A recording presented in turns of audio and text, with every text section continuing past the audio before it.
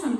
And he is hating what's happening in our schools. In fact, as we speak, he's on the ferry to Victoria to go to his name is Jen Smith, and I would encourage you to follow him on Facebook, Jen Smith. He's a scholar, he's extremely smart. He just as a child, he had some serious issues, and that's just the journey he's on. Jen Smith.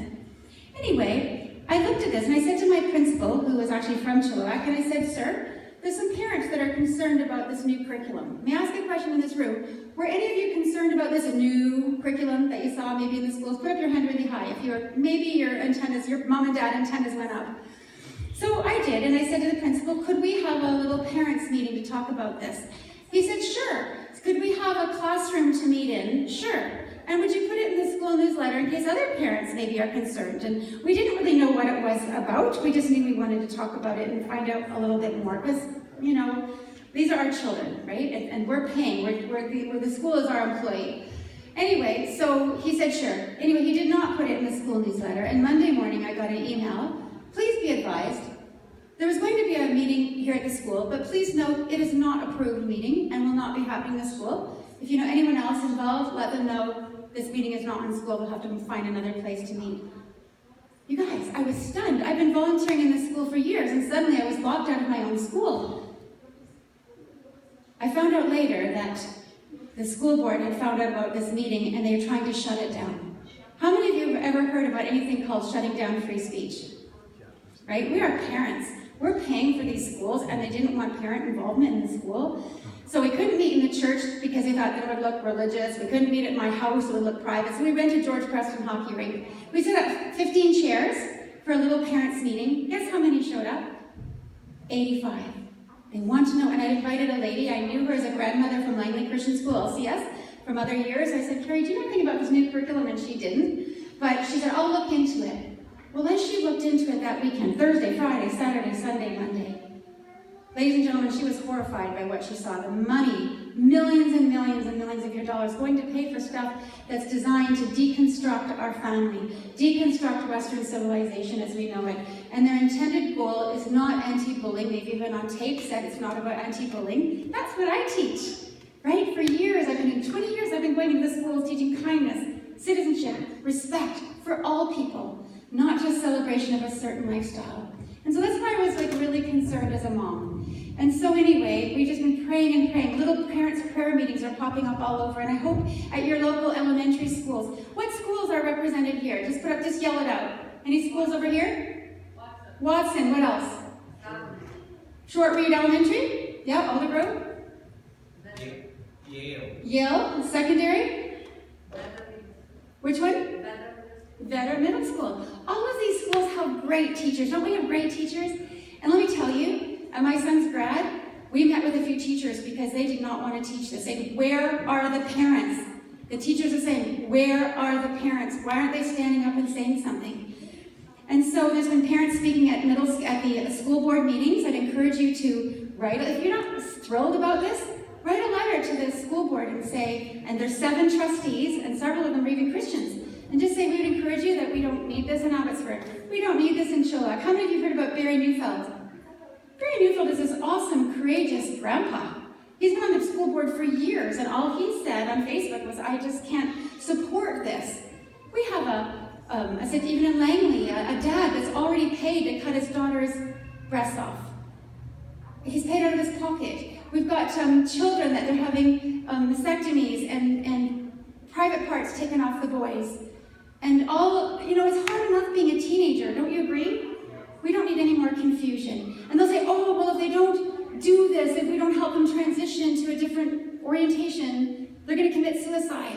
But the scientific evidence, even from the LGBTQ research, is that 80% of these children will transition back to their biological, 80 to 90% from their own research will transition back to their biological sex if allowed to go through puberty.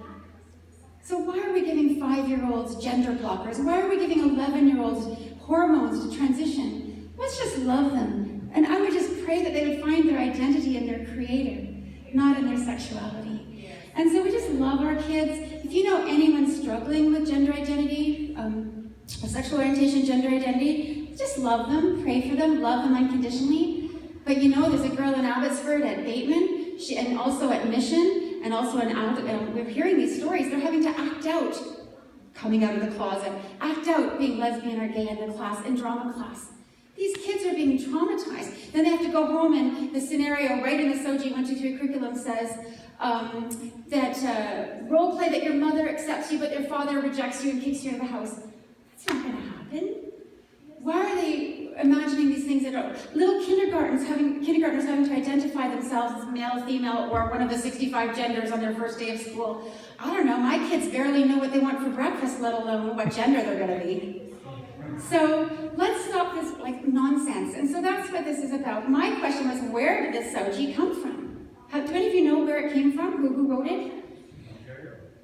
Yeah, it's been horrible in Ontario, right, under Kathleen Wynne. Good news, my friend Tanya was just elected yesterday to be a candidate in Ontario. The tide is sweeping in Ontario, and it's going to happen here in BC and Alberta.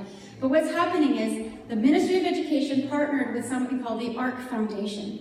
The ARC Foundation is a nonprofit in British Columbia, run by 3 multi-millionaire businessmen, all living in the homosexual lifestyle. One of them is Robert Quartermain, a mining executive in northern BC, I think.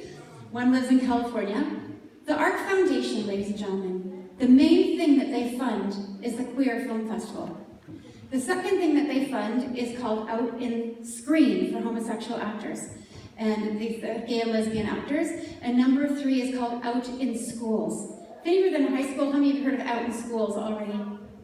Out in Schools is coming to all of our schools to do assemblies celebrating the homosexual lifestyle under the guise, again, of anti-bullying. They kind of hijacked this word, and it's not really about anti-bullying, but our Christian kids, our Muslim kids, our Sikh kids, our Jewish children, our kids are anything. If anyone ever dare say anything about the narrative, like, oh, well, I actually don't agree with this lifestyle, then you're called a hater, or a homophobe, or a bigot. Is that fair?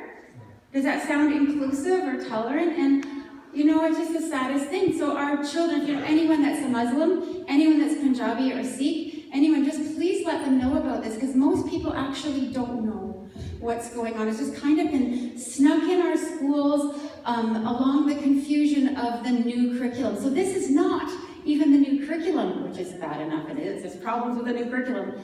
It's just a little teacher's resource that's taken over our schools. So each school board actually has the authority to say, no, we don't need this teacher's resource. We will love our kids. We'll make sure that they're not bullied. We'll make sure that everyone's included. But we don't need SOGI 1, 2, 3 to do that. We already have laws in the books to do that. But parents, they need to hear from you. Teenagers, is anyone here in high school? Put up your hand. Yeah. You know, it's very hard in high school. Our kids are great. Our kids are awesome. They're loving and they're kind. But that doesn't mean we have to celebrate lifestyles that we know that in our faith, that God has told us isn't right. And the trouble is, in our society, they've confused difference of opinion, they've confused disagreement with hate, don't you think? Like, we're not haters, we just don't agree with it. And so it's just a little teacher's resource that's taken a bigger than life. So we can shut it down, just writing a letter. Go on SD35 is Langley, Abbotsford, Chilliwack, but let me tell you why this is important. The whole province is watching Abbotsford, Langley, Chilliwack, Delta, Surrey, and Richmond. I think those are the trial communities that they're test marketing this in. They are counting on you to have the courage to shut it down.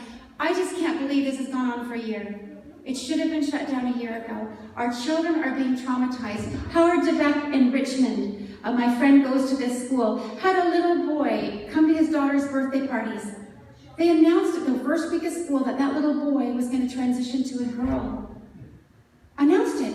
And these children are stunned. Yesterday there's a little boy and today he's wearing a dress.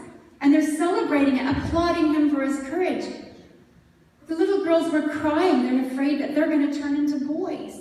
The little boys are scared. Are they going to turn into a girl? Why are we confusing our children? You know, no matter what they do, they're still a boy. Every DNA of their body is still a boy. And God loves diversity, doesn't he? He created male and female. So just be praying for our kids. Pray for your teachers. Please go to parent-teacher meetings. Even if your kids are 4.0, A+++. Go to those meetings and get to know your teachers.